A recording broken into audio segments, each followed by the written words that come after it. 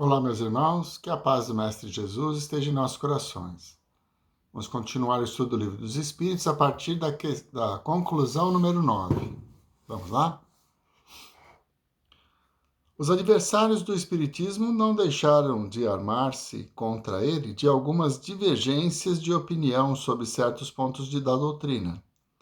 Não é de admirar que, no início de uma ciência, quando as observações ainda são incompletas e cada um a considera do seu ponto de vista, apareçam sistemas contraditórios. Todavia, 3/4 desses sistemas já caíram diante de um estudo mais aprofundado, a começar pelo que atribuía todas as comunicações ao espírito do mal, como se a Deus fosse impossível enviar bons espíritos ao homem. Doutrina absurda, porque é desmentida pelos fatos. Ímpia, porque é a negação do poder e da bondade do Criador. Os espíritos sempre disseram que não nos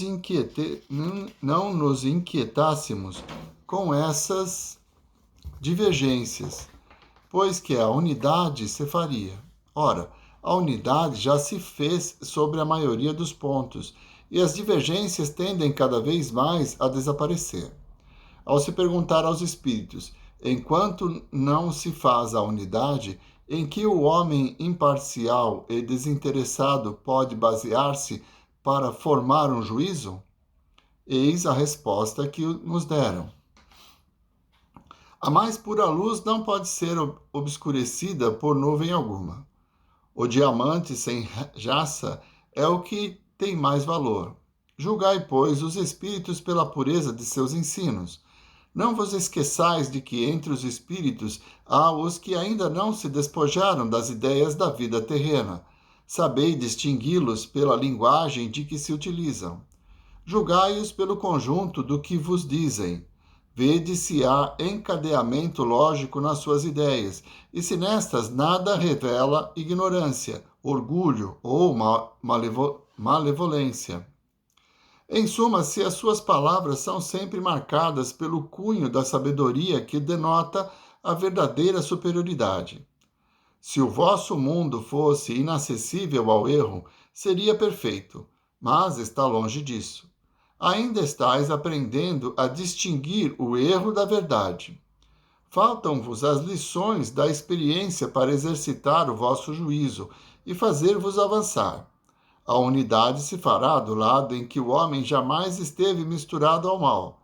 É desse lado que os homens se unirão pela própria força das coisas, pois julgarão que é aí que está a verdade.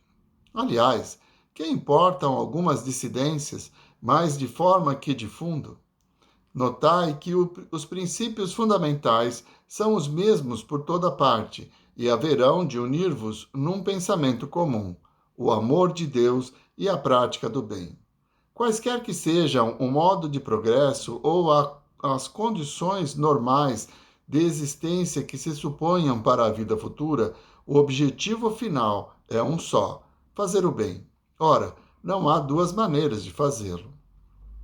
Se é certo que entre os adeptos do Espiritismo há os que divergem de opinião sobre alguns pontos da teoria, todos, por outro lado, estão de acordo quanto aos pontos fundamentais. Portanto, existe unidade, à exceção daqueles, em número muito reduzido, que ainda não admitem a intervenção dos espíritos nas manifestações, atribuindo-as ou a causas puramente físicas, contrariando o axioma de que todo efeito inteligente deve ter uma causa inteligente, ou a um reflexo do nosso próprio pensamento, o que é desmentido pelos fatos. Os outros pontos são secundários e em nada comprometem as bases fundamentais. Pode, pois, haver escolas que procurem esclarecer-se sobre as partes ainda controvertidas da ciência, mas não deve haver seitas rivais umas das outras.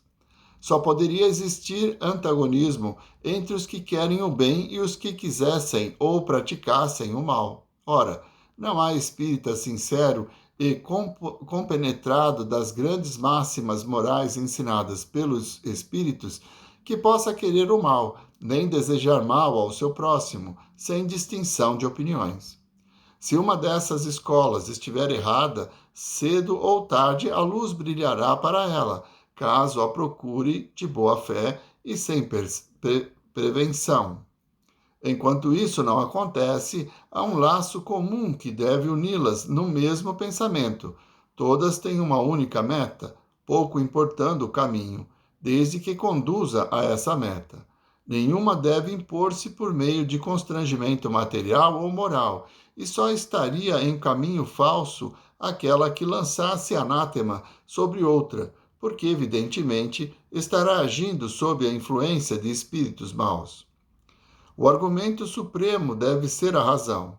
A moderação garantirá melhor a vitória da verdade do que as críticas envenenadas pela inveja e pelo ciúme.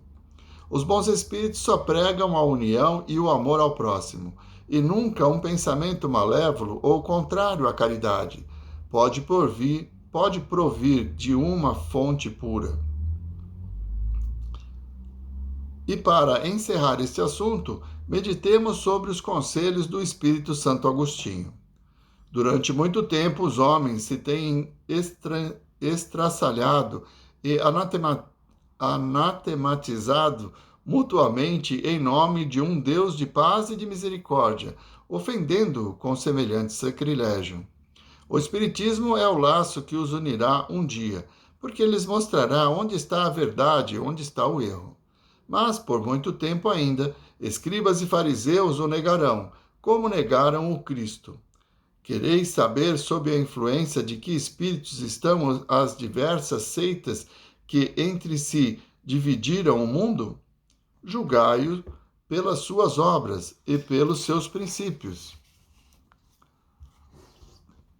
Nunca os bons espíritos estigaram o mal, jamais aconselharam ou legitimaram o assassínio e a violência, nunca estimularam os ódios dos partidos, nem a sede das riquezas e das honras, nem a avidez dos bens da terra. Os que são bons, humanitários e benevolentes para com todos, esses são os prediletos dos bons espíritos e os preferidos de Jesus, porque seguem o caminho que este lhes indicou para chegarem até ele. Santo Agostinho. Muito bem, chegamos ao final. Depois de alguns anos, reunidos todas as semanas sobre essa obra magnífica que é o Livro dos Espíritos, nós chegamos ao final. A nona conclusão é a última. E ela nos fala sobre o bem que a doutrina espírita tem feito. Kardec é muito claro quando escreve sobre o Espiritismo e diz assim: é melhor rejeitarmos 9 verdades do que aceitarmos uma mentira. Isso mostra o critério com que foi escrita essa obra. A filosofia nos leva a refletir sobre a existência, a bondade, o amor de Deus por nós e o nosso amor a Ele que nos levará à paz interior.